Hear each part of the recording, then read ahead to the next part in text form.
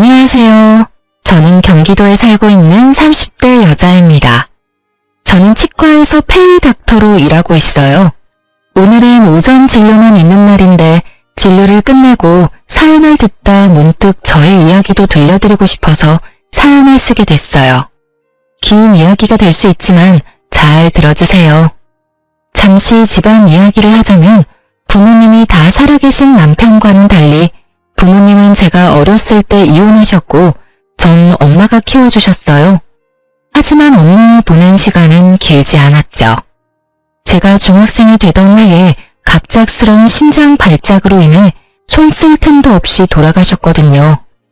그때부턴 할머니와 이모가 저를 돌봐주셨고 할머니가 돌아가신 후론 이모가 결혼까지 하지 않으시고 저를 친딸처럼 애지중지 키워주셨어요.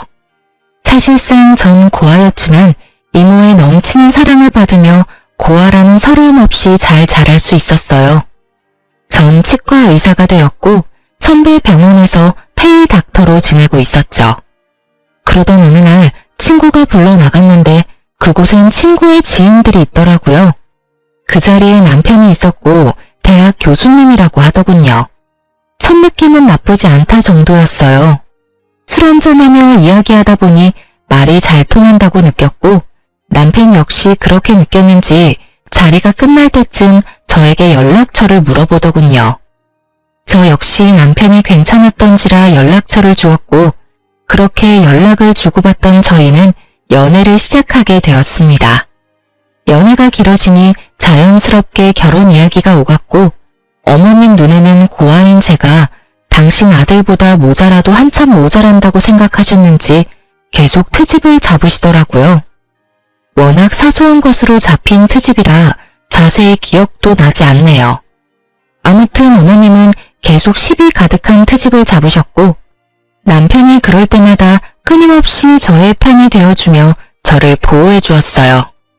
고아인 것이 전염병도 아닌데 생트집을 잡아대는 어머님을 보며 결혼은 망설이지 않았다면 거짓말이겠죠.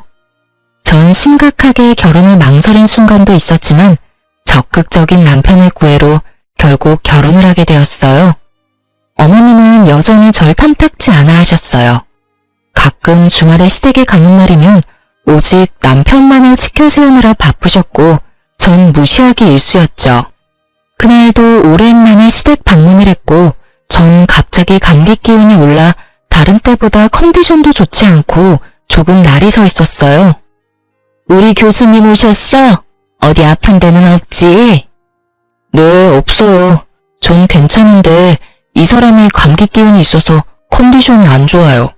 오늘은 식사는 안 하고 그냥 갈게요. 감기? 그러면 쟤는 빼고 오지 그랬어. 아이 정말 안 되겠어. 아들, 넌 오늘 집에서 자고 가고 쟤는 얼른 집에 보내. 혹시라도 우리 아들 감기라도 옮으면 어떡해? 한 번은 그런 일이 있었어요. 결혼하고 얼마 지나지 않아 시댁에 가야 할 일이 있었는데 그때 전 몸이 좋지 않아 참석하지 못하고 남편만 보낸 적이 있었거든요. 병원에서 수액을 맞고 있는데 어머님이 전화와 노발대발을 하더라고요. 배운 것이 없어서 그렇다며 정상적인 어른이라면 해선 안 될 말까지 하시는데 그때 정말 싸울 기운이 없어 듣고만 있었더니 남편이 어머님께 화를 내는 소리와 함께 전화가 끊기더군요. 그 후 상황이야 듣지 않아도 뻔했고 이번엔 이런저런 소리 듣고 싶지 않아 꾸역꾸역 남편과 함께 왔더니 교수 아들 감기 걸릴까봐 방금은 아픈 며느리는 집에 가라니요. 참 기가 막히더라고요. 저도 잘 알고 있었습니다. 어머님이 저를 탐탁지 않아 하신다는 것을요. 하지만 이런 대우를 언제까지나 참고 있을 수만은 없었습니다.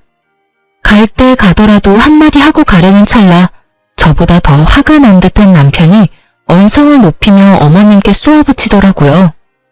어머니, 제발 좀 그만하세요.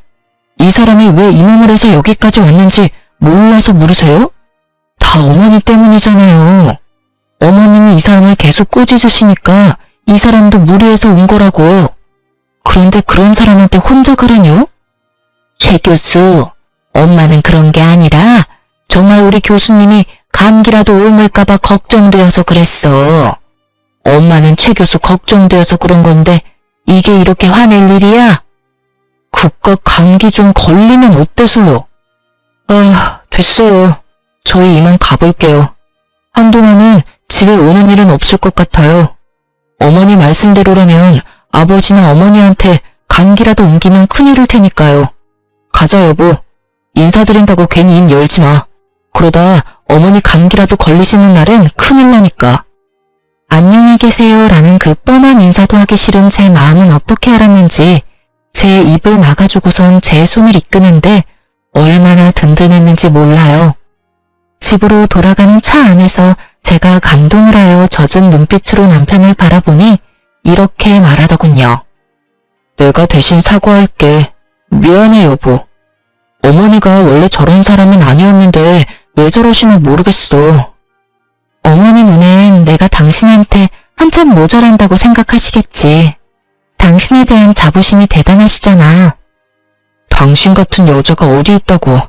내가 미안해 정말. 아니야, 나 진짜 괜찮아. 아니, 괜찮아졌어. 사실 나 어머님께 따져 묻고 다신 시댁은 발길도 안 해야지 했었거든?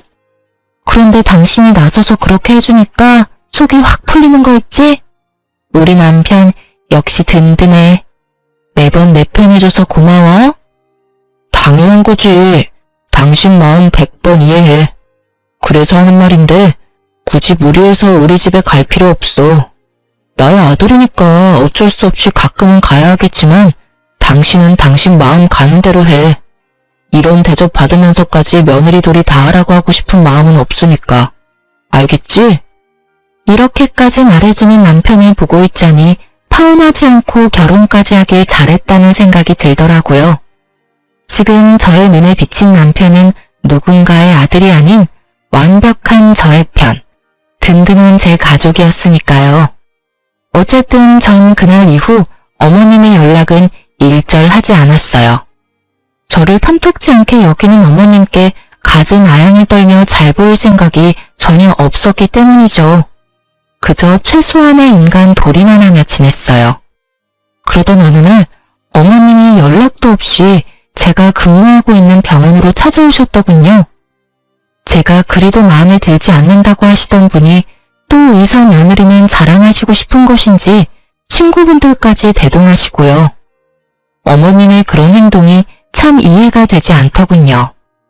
갑자기 밀고 들어온 것도 기가 차는데 그 뒤 이어지는 말과 태도는 더 어이가 없었어요.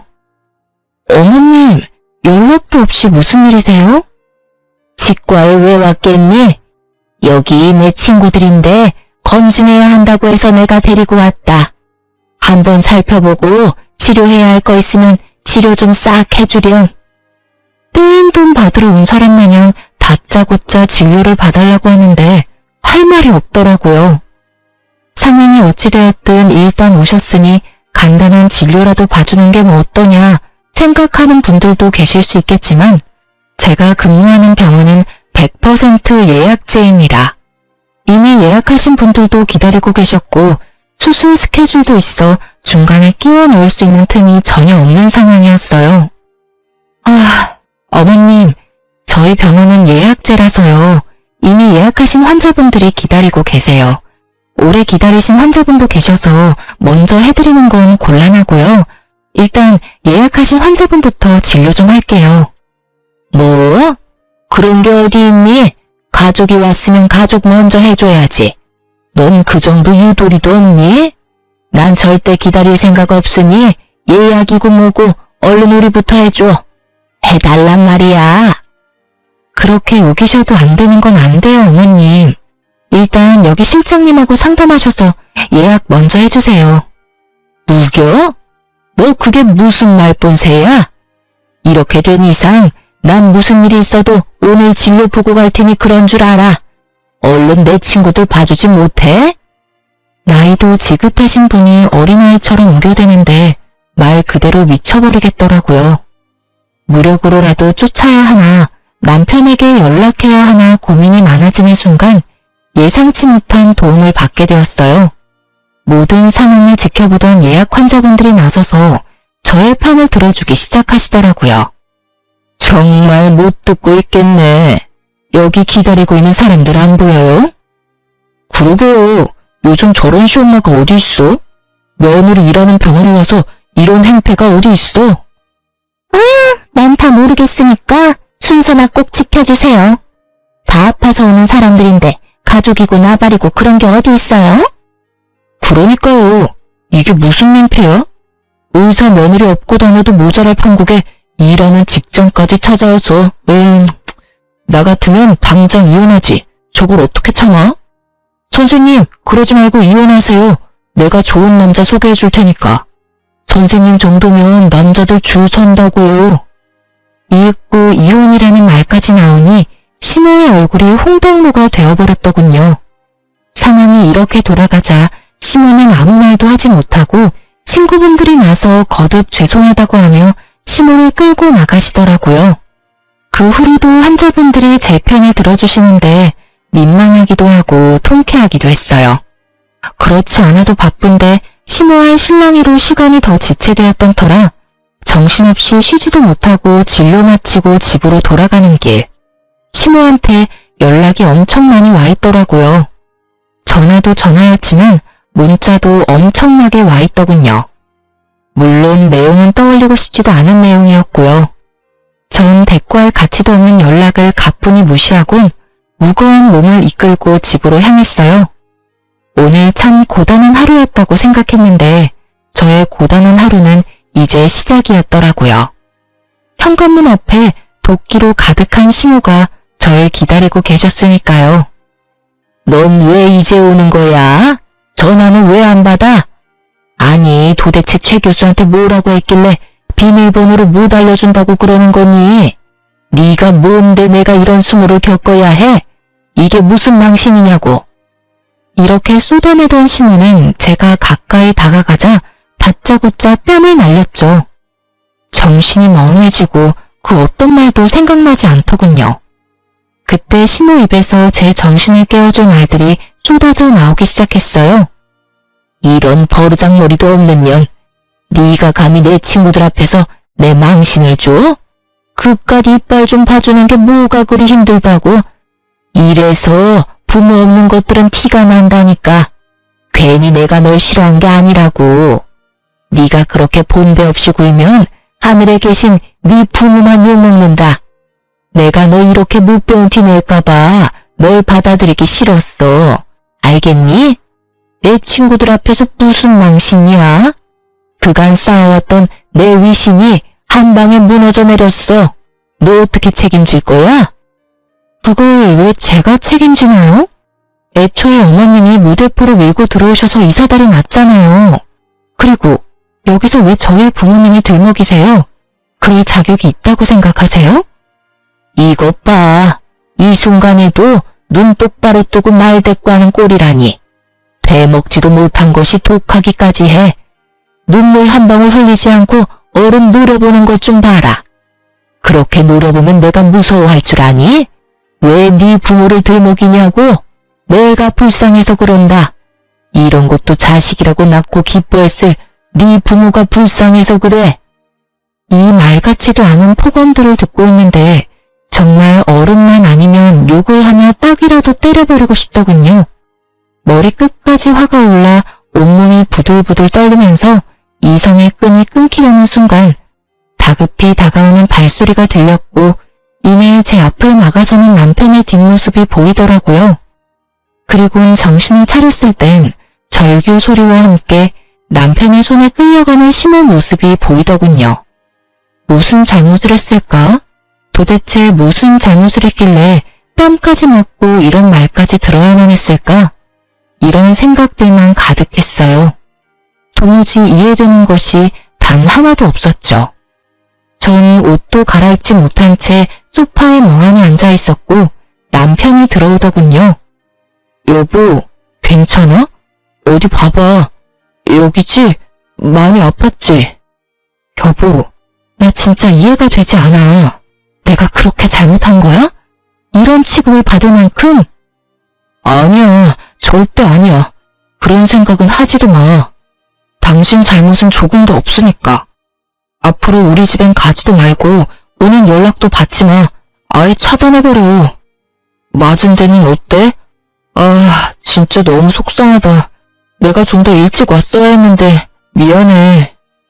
남편이 걱정스러운 말을 듣고 있는데 그제야 눈물이 나더라고요. 한 번 터진 울음은 멈추지 않았고 남편의 품에서 한참 울다 잠이 들었어요. 그날 이후 시댁에선 아무런 연락이 오지 않더군요. 남편의 말론 결국 모든 일들을 아버님께 말씀드렸다며 화가 많이 나신 아버님이 시모를 크게 혼내셨다고 하더라고요. 시모가 잠잠해지니 제 삶이 다시 평화로워지더군요. 평화롭다 못해 조용하기까지 했어요. 조용하면 사고 친다더니 그 말은 애들한테는 해당하는 이야기가 아니더군요. 전혀 예상치 못한 장르가 제 인생에 끼어들고 있었으니까요. 그날도 다른 날과 똑같은 날이었어요. 오전 진료만 있는 날이라 다른 날보다 이른 시간에 집에서 나섰고 그런 저에게 샌드위치까지 만들어 챙겨주는 다정한 남편. 모든 것이 완벽했어요. 진료가 시작되었고 그 환자분이 제 앞에 나타나기 전까지는요. 신규 환자로 병원을 찾은 그분은 어머님과 함께 오셨던 친구분들 중 한 분이었고 저에게 멋쩍은 듯 인사를 건네더군요. 잘 지냈어요? 내가 요즘 이빨이 아파서 여기저기 찾아봤는데 선생님이 친절하고 꼼꼼하다고 하길래 염치불고하고 찾아왔어요. 그땐 정말 미안했어요. 우린 당연히 연락뿐 아니라 예약까지 다 했다고 생각하고 따라왔었어요. 그냥 무작정 데려가는 줄 알았으면 절대 따라가는 일은 없었을 텐데 그때 함께 온 친구들이 다 미안해하고 있어요. 아니에요. 일부러 그러신 것도 아니신데요, 뭐. 찾아주셔서 제가 감사해요. 친구분 이야기를 들어보니 그날 이후 조금씩 어머님과 멀어지다 어머님의 이중적이고 이기적인 모습들에 질려 지금은 따로 연락하지 않고 지낸다 하더라고요. 그럴 만도 하다고 생각하며 진료를 시작하려는 순간 저의 인생을 뒤흔들 믿을 수 없는 말을 하시기 시작하시더군요. 이혼했다면서요? 그런 집안이랑 잘 끝냈어요. 그런 어미 밑에서 자식이 뭘 배웠겠어요? 위자료는 많이 받았어요? 이혼이라니, 위자료라니. 남편이 직접 만들어준 샌드위치가 아직 제 가방 안에 있는데 도무지 이해되지 않는 말들 뿐이더군요. 네? 그게 무슨 말씀이세요? 이혼이라뇨. 저 이혼 안 했어요. 어머님하고는 그날 이후에 연락도 안 하고 지내긴 하지만 남편하고는 사이 좋아요. 잘못 알고 계신 거 아니세요? 제 말을 듣던 친구분은 저보다 더 놀란 얼굴을 하며 말하더라고요. 네? 아닌데.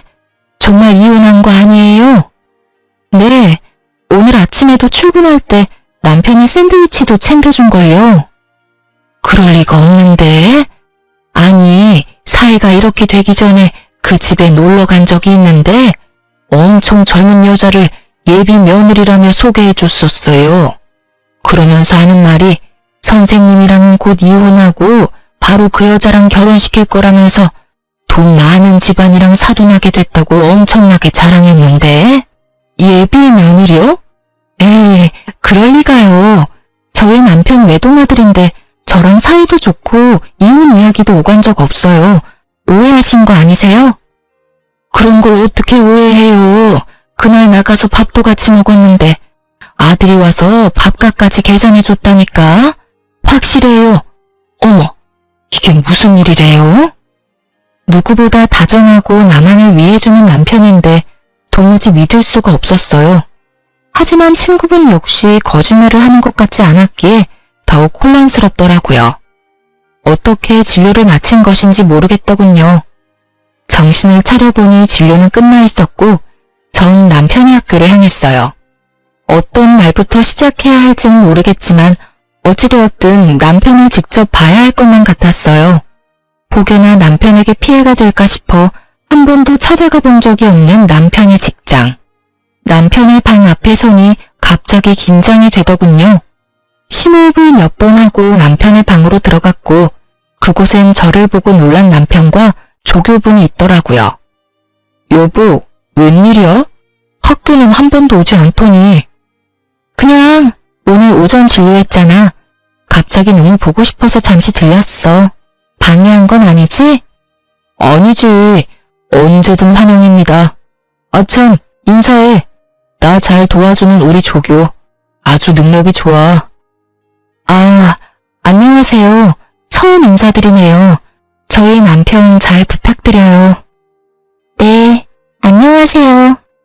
조교분과 인사를 나눈 후 전 남편의 눈치를 살폈어요. 분명 평소와 같은 다정한 남편인데 그런 말을 들어서인지 왜인지 모르게 더 안절부절 못하는 것처럼 보였고 더욱 제 눈치를 살피는 것처럼 보이더군요. 그러면서도 내 남편은 그럴 리가 없다고 강하게 믿으며 집에서 보자고 말을 건넨 뒤 돌아서는 찰나 저의 마음은 무너져 내리고 말았어요. 조교의 손에 낀 반지 때문이었어요. 그 반지는 분명 제가 아는 반지였어요. 얼마 전 남편의 서재를 청소하다 발견했던 디자인이 특이한 반지. 디자인이 워낙 평범하지 않아 정확히 기억하고 있었어요. 곧 다가올 두 번째 결혼 기념일을 대비해 남편이 특별히 절 위해 준비한 깜짝 선물이라고 생각했었기에 더욱 잊을 수가 없었죠. 전 최대한 태연한 척하며 그곳에서 나와 집으로 돌아왔어요.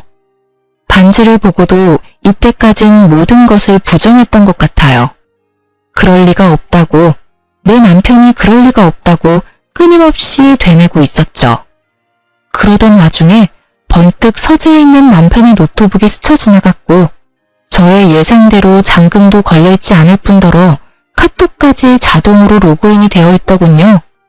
평소 제가 워낙 이런 것에 관심도 없었고 제가 남편을 얼마나 신뢰하고 있는지에 대해 누구보다 남편이 더욱 잘 알고 있으니 남편도 방심했던 거죠. 저는 아주 천천히 단 하나도 놓치지 않고 대화들을 살펴보았고 학교에서 보았던 조교와의 대화를 발견했어요. 대화의 내용은 외도를 증명하기에 부족함이 없는 더러운 내용들이 가득했고 친구분의 말씀대로 이미 시댁을 오가며 결혼한 사이처럼 지내고 있더군요. 25살, 상간녀의 나이였어요. 보기에도 젊어 보인다고 했는데 정말 어리더군요. 모든 내용이 경악 그 자체였지만 가장 저를 화나게 했던 건 이모에 대한 멸시였어요. 상견례 날 이모는 상견례 장소가 주차하기 힘든 곳이란 걸 아시곤 두 대의 차 중 경찰을 끌고 오셨었고 그것을 본 남편이 이모를 대놓고 무시하고 있더라고요. 상견례 때 옷은 그런 대로 차려입었길래 그래도 돈은 좀 있는 집안인가 했더니 상견례 끝나고 보니까 경차 타고 가더라니까. 내가 얼마나 황당했는 줄 알아? 아마도 그 옷도 다 빌려 입었거나 짝퉁일 거야. 다시 생각해보니까 가방도 좀 조잡했던 것 같기도 하고. 그러게 왜 그런 고아랑 결혼했어? 만나다 보니까 그렇게 됐지. 그렇게 없는 집인 줄 몰랐다니까. 그러면서 꼴에 치과 의사라고 콧대는 얼마나 높은지. 어머니는 어머니대로 날리고 와이프는 와이프대로 날리고 나도 중간에서 지쳤어. 손이 떨리더군요. 저렇게 생각하는지는 꿈에도 몰랐으니까요. 평소 이모한테 저보다 더 자주 연락하고 잘하던 사람이 바로 남편이었어요. 그렇기에 제가 받은 충격은 더욱 컸죠. 정말 상상도 못한 일이었어요.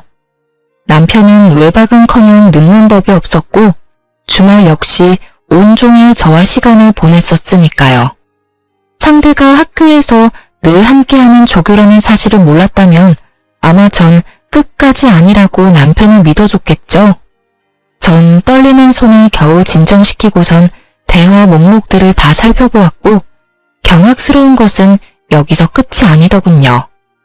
어머님과 나눈 대화도 남아있었는데 그곳엔 저에게 앞으로 절대 연락도 하지 말고 오늘 한 이야기는 절대 아버님에겐 티내지 말고 기다리라고 하더군요. 만나는 여자애는 조만간 보여주겠다고요. 날짜를 보니 어머님이 제 뺨을 날린 날이었는데 내용을 보아하니 그날 집으로 모셔다 드리며 외도 사실을 알린 것 같더군요. 충격에 빠진 제 머리와는 달리 손은 부지런히 대화 내용을 저장하고 있었고 전 증거를 더 모으며 때를 기다리기로 했어요. 그러면서 이모에게 모든 사실을 알렸죠. 이모, 내 남편 아니 이 빌어먹을 놈이 바람 피우고 있어. 그것도 25살 조교랑. 자세한 이야기는 만나서 이야기해 줄 테니까 우선 내가 뭘 해야 하는지부터 말해줘. 뭐? 그게 사실이야? 이 새끼를 진짜. 너 모은 증거 이모한테 다 보내고 사소한 거라도 다 모아놔. 내가 그놈 가만두지 않을 테니까. 이모는 이모대로 전 저대로 이혼을 준비하기 시작했어요. 전 아무렇지 않은 척 남편을 대했지만 생각보다 그건 참 힘든 일이더라고요. 특히 한 침대를 쓰는 것만큼은 도저히 할 수가 없어 가짜 기침을 해대며 감기를 핑계로 각방을 쓰자고 했어요. 여보, 나 아무래도 간호사한테 감기가 옮았나 봐. 컨디션도 심상치 않은 게 독감으로 이어질 것 같은데 한동안은 우리 각방 쓰자. 혹시나 당신까지 아프면 큰일 나. 아무리 그래도 각방은 좀 그렇지 않을까? 가족이라곤 우리 둘뿐인데 둘 중 한 사람이라도 멀쩡해야 병간호를 하지. 그렇긴 하지. 알겠어. 그럼 내가 서재 가서 잘 테니까 당신이 방에서 편하게 자. 저의 권유에 남편이 흔쾌히 알겠다고 하며 서재로 가더군요. 그렇게 전 혼자 방을 쓰며 이것저것 이혼을 준비했어요. 일단 병원을 쉬기로 했어요. 남편의 외도 사실을 알고 난 후 이런 어지러운 마음으로 환자를 볼 자신이 없어 선배이자 원장님께 상황을 잘 설명하고 한 달 동안 이혼 준비에 힘쓰기로 했어요. 외도로 인해 이혼을 준비하는 사연들을 들어보면 흥신소를 많이들 활용하시던데 전 그럴 필요도 없었어요. 상간녀가 친절하게 SNS에 다 올려주었으니까요. 올린 사진들을 훑어보니 남편과의 외도를 자랑하고 싶어 안달이 나 있더군요. 그래도 남의 시선이 신경 쓰이긴 했는지 남편의 얼굴만은 교묘히 가리긴 했지만 아는 사람이 보면 충분히 남편임을 알 수 있겠더라고요. 거기에다 예비 시댁, 예비 시어머니라며 어머님 얼굴 사진도 있더군요. 1년 가까이 된 것 같았어요. 남편과 만나기 시작한 기간이요. 집도 친구분에게 들은 것처럼 잘 사는 듯 했고요. 이 모든 것을 SNS 통해 다 알게 되었으니 굳이 흥신소를 거칠 필요가 없었겠죠? 어려서 그런지 거의 실시간급으로 사진들이 올라오는데 상간녀에게 고마운 마음마저 들더군요. 전 때를 기다리며 SNS를 계속해서 주시했고 올라오는 게시물을 통해 복수의 날이 정해졌죠. 그런 와중에도 남편은 변함없이 저에게 잘해주었는데 그런 모습이 더욱 소름이 끼치더군요. 정확히 일주일 뒤 결전의 날이 왔고 이모와 저는 그 인간들이 모인 장소를 향했어요. 그곳은 다름 아닌 남편과 상간녀의 상견례 장소였는데 여전히 친절한 상간녀가 자신의 SNS 계정에 고급 한정식 식당의 사진과 함께 상견례 정확한 날짜와 시간까지 언급해 너무나 쉽게 알 수 있었죠. 거의 뭐 결혼식 못지않게 자랑질을 해대는데 이 정도면 병 아닌가 싶더라고요. 저와 이모가 문을 열고 들어가자 남편은 크게 당황한 표정이 역력하더군요. 그건 어머님과 상간녀도 마찬가지였고 단 한 사람, 아버님만이 이게 무슨 일이냐는 표정으로 말씀하시더라고요. 이게 무슨 상황인 거야? 이혼한 네가 여기 무슨 일이야? 보아하니 아버님은 제가 이미 남편과 이혼을 했다고 알고 계신 것 같더라고요. 그래서 친히 모든 상황을 알려드렸죠. 아버님, 저 이혼 안 했어요. 아니, 얼마 전까진 제가 이혼할 거란 생각도 못했는걸요. 저도 얼마나 놀랐는지 몰라요. 당사자도 모르는 이혼이 진행되고 있었다니까요. 사실 아버님의 잘난 교수 아드님이 저 몰래 바람까지 피우고 있더라고요. 거기에다 저랑 결혼한 지 2년밖에 안 됐는데 저 여자랑 바람 피운 건 1년이나 됐더라고요. 제가 저딴 놈을 믿고 결혼하면 잘했다고 생각하고 살았으니 제 발등 제가 찍었죠 뭐.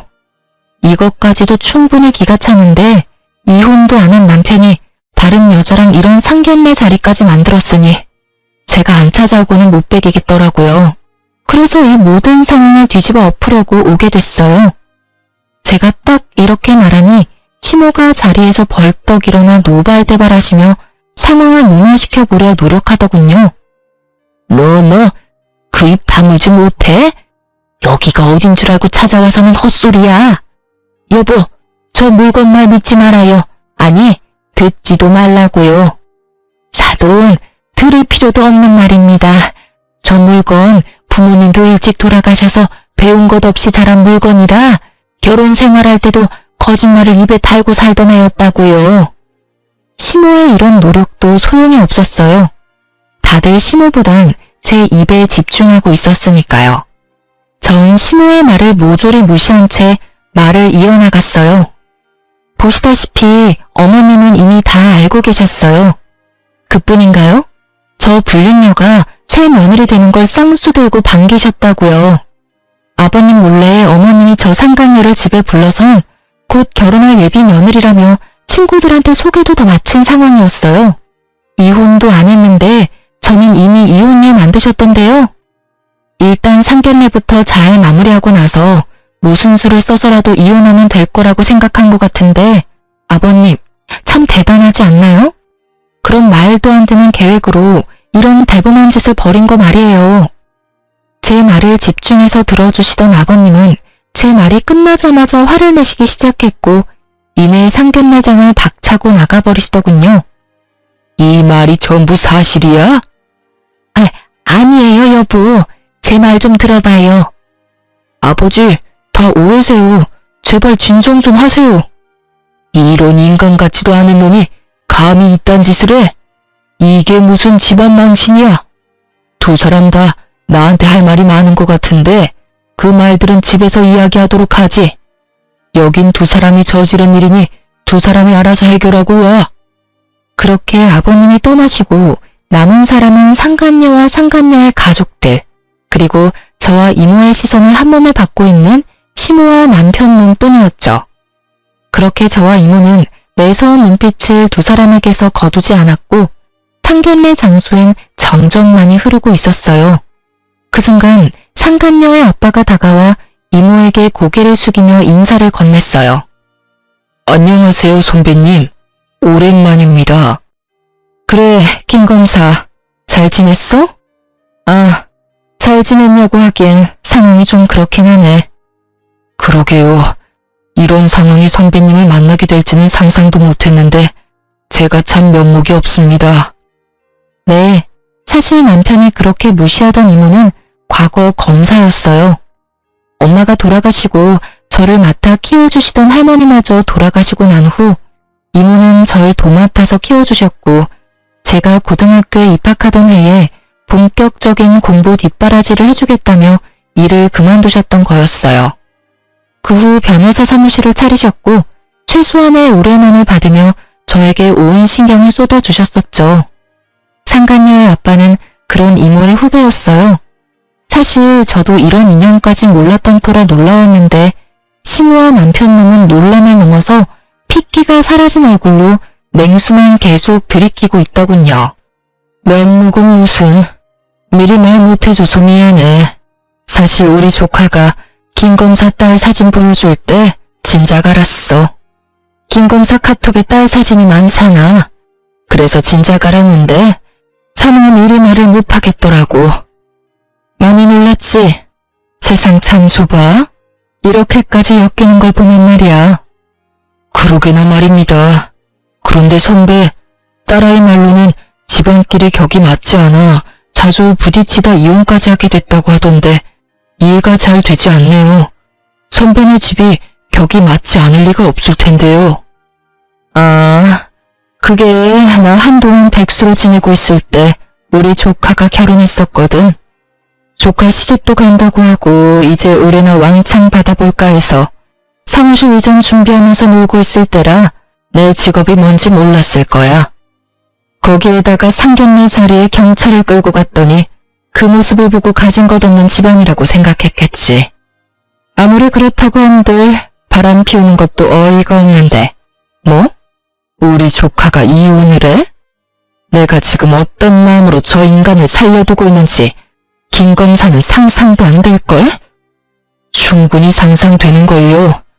저도 지금 생각 같아선 어디 하나 분지르고 싶은 걸 겨우 참고 있으니까요.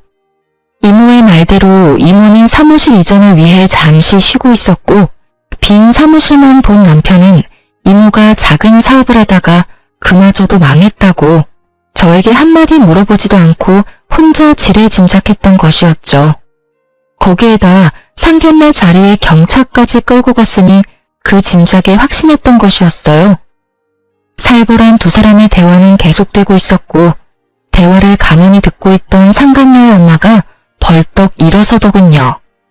풍기는 포스가 성격이 보통 아니겠다고 생각했는데 역시나 상간녀의 엄마는 상간녀의 머리채를 휘어잡더니 내가 널 이렇게 키웠냐고 소리를 지르며 질질 끌고 가더라고요.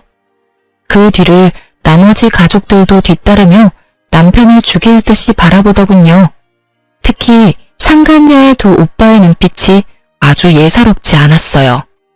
저를 배신해가면서까지 그렇게 사랑한다던 여자가 끌려가는데도 남편은 찍소리 못하고 벌벌 떨고만 있더군요.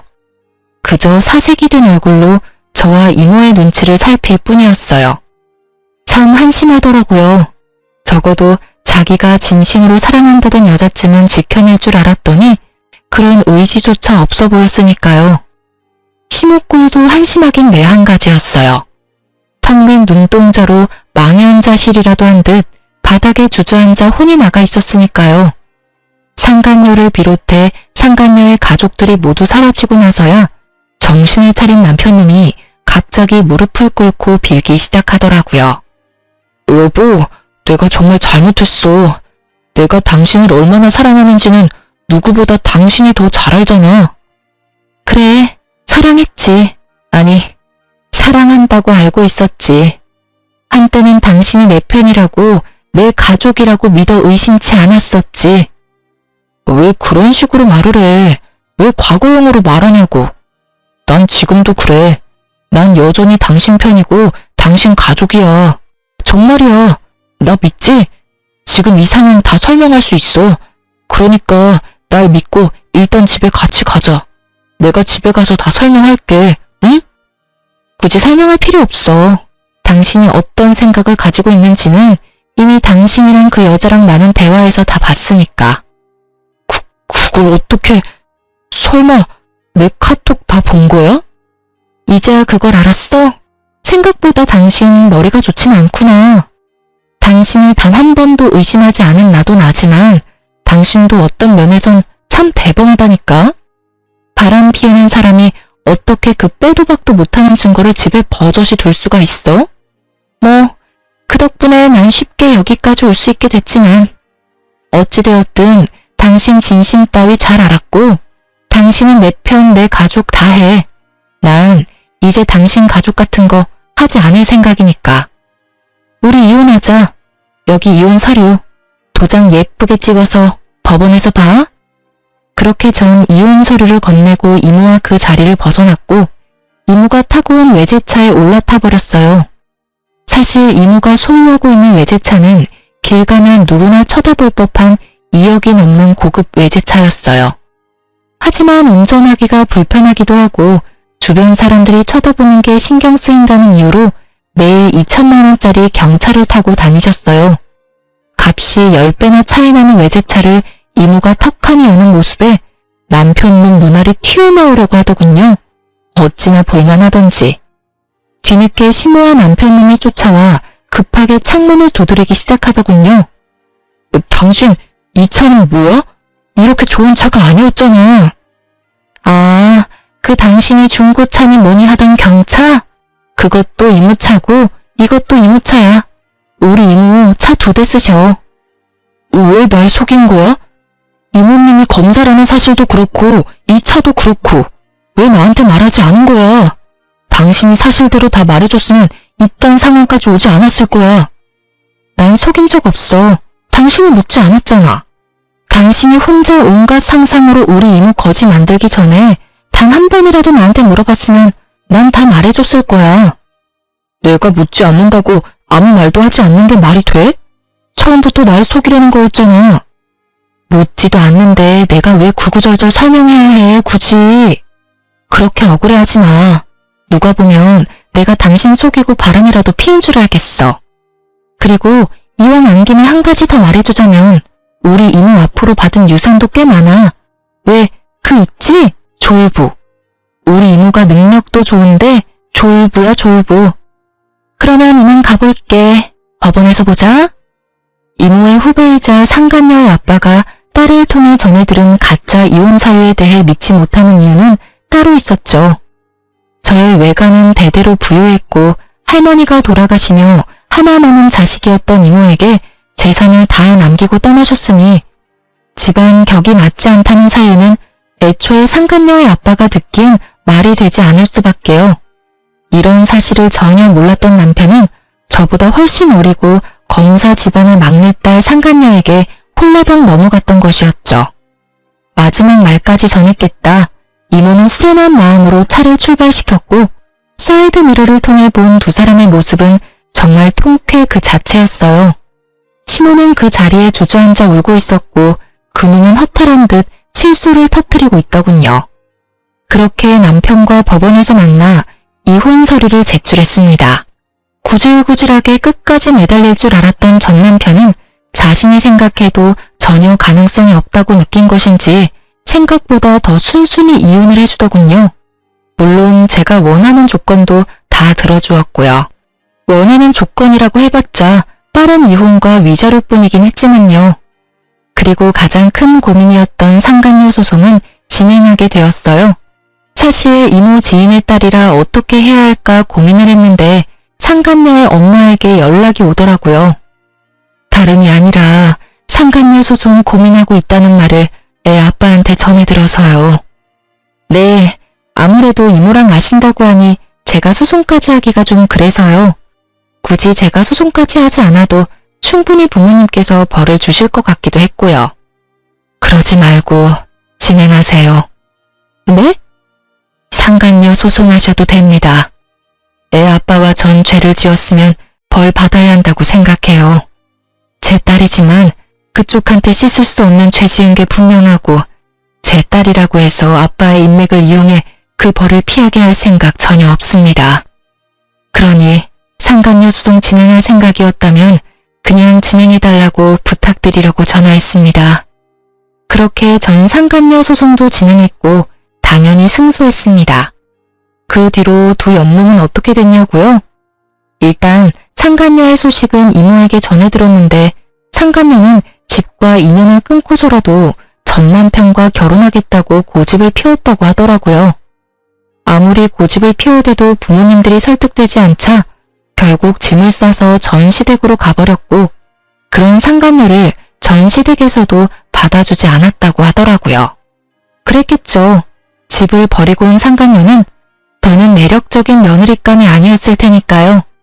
그저 가진 것 없는 어린 여자일 뿐이었을 테죠. 그렇게 버림을 받고 집으로 돌아온 상간녀는 그제야 큰 후회와 반성을 하고 있다고 하더군요. 그 반성이 진심인지는 저는 알 수 없지만요. 그리고 전 남편 역시 난리가 났다고 들었어요. 그 눈빛이 예사롭지 않던 두 오빠는 동생이 큰 잘못을 저지르긴 했으나 동생이 그렇게 사랑한다고 하니 참고 있었는데 가족과 영까지 끊어가며 사랑 찾아 떠난 동생이 결국 시댁에 버림받고 돌아왔으니 두 오빠는 더 이상 참을 이유가 없었죠. 학교로 찾아가 난동을 피웠다고 하더군요. 그 덕분에 조교와의 외도 사실이 학교에 소문이 쫙 나버렸고 전 남편은 볼 것도 없이 보직해임이 확정된 상태라고 하더군요. 다른 것도 아니고 조교와의 불륜 스캔들이니 그 소문을 잠재울 순 없을 테니까요. 전 치과에 다시 출근했고 이혼 의사 확인서도 제출했네요. 비로소 그 끔찍한 인간과 호적도 따로 쓰게 되었어요. 전 이혼하기 전과 다름없이 잘 지내고 있어요. 며칠 전 저의 은인과도 같은 친구분이 치료를 마무리하시기 위해 오셨는데 이번엔 통쾌한 소식을 가지고 오셨더라고요. 전 시모도 이혼당하게 생겼다며 저보다 더 신나서 말씀하시더군요. 글쎄, 미순이도 이혼당하게 생겼잖아요. 그 자랑자랑하던 교수 아들이 그 대단한 교수직에서 잘렸잖아요. 그때도 난리였다지. 왜 그런 소문은 얼마나 빠르게 퍼져. 그년 오빠들이 학교로 찾아와서 아주 죽기 직전까지 패놨다고 하던데. 그 꼴을 본 미순이 남편이 꾸역꾸역 참고 있던 화가 폭발해서 둘 다 내쫓아버렸대요. 그 동네 사는 다른 친구가 말하기론 신발도 제대로 못 신고 쫓겨나서 울고불고 빌고 난리였다는데 내가 그 꼴을 직접 못 봐서 얼마나 원통하던지. 그나마 미순이 옹호하던 친구들도 상황이 이렇게 되니까 혹시나 자기한테 빌붙을까봐 다들 연 끊고 지낸다고 하더라고요. 그러게 귀한 남의 자식한테 그딴 짓 하는 게 아니지. 벌 제대로 받았어요 아주. 이야기를 듣고 있는데 그야말로 완벽한 결말이라고 생각했네요. 전 친구분께 끝까지 감사하다며 제 진심을 전했어요. 이분이 아니었다면 전 감쪽같이 남편의 소름 끼치는 연기에 속아 이혼당하는 그 순간까지 손 한 번 쓰지도 못하고 꼼짝없이 당했을 테니까요. 그것뿐인가요? 그 연놈이 행복하게 살아가는 꼴을 지켜만 보고 있었을 생각만 해도 오정육부가 뒤틀리는 기분이네요. 어쨌든 전 진심을 전하며 또 치료할 일이 있으시다면 꼭 연락 달라고 했어요. 물론 비용은 받지 않았어요. 제 사비라도 들여 치료를 해드릴 생각이었는데 모든 사실을 알고 있는 원장님이 왜 제 돈을 쓰냐며 그분은 앞으로 평생 진료 공짜라고 해주시더군요. 남편 하나 잘못 골라서 그렇지 제 주변엔 저를 사랑하고 아끼는 사람이 많았구나 하고 깨달았네요. 요즘 전 이모의 옆집으로 이사해서 거의 함께 살다시피 하고 있어요. 끼니도 함께 해결하고 이모가 제 집으로 와서 잠도 자주 자고 가고요. 그럴 바엔 같이 살지 왜 하필 옆집인지 궁금해하시는 분들이 계실 텐데요. 그 이유는 바로 이모가 드디어 연애라는 걸 하시기 때문입니다. 왜 이렇게까지 기뻐하냐고요? 이모의 연애 몇 번 본 적은 있어요. 저를 키워주신 세월이 얼만데 그간 연애를 한 번도 하지 않았다고 하면 거짓말이죠. 연애를 하긴 하셨는데 지금처럼 진지하고 느낌이 좋은 이모의 연애는 처음 본지라 요즘 제가 더 설레고 있답니다. 기대하는 바가 아주 커요. 2024년 올해의 저의 계획이자 바람은 이모 뒷바라지를 부지런히 해 시집 보내는 것이에요. 이때껏 이모가 저에게 아낌없이 모든 사랑을 베풀어 주셨듯이 저 역시 이모의 뒷바라지를 하며 아낌없이 효도하려고요. 물론 제 인생도 중요하니 열심히 즐기며 살 겁니다. 이렇게 연애 기간보다도 결혼 생활이 더 짧았던 제 이야기도 끝이 났습니다. 어떠셨을지 모르겠네요. 어쨌든 저의 긴 사연 함께 해주셔서 감사합니다. 저는 물러가 볼게요. 오늘도 좋은 하루 되세요.